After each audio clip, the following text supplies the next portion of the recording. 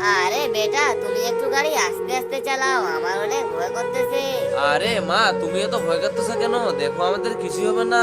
আবে এ কি হয়ে গেল? আমার গাড়ি তো পড়ে গেল।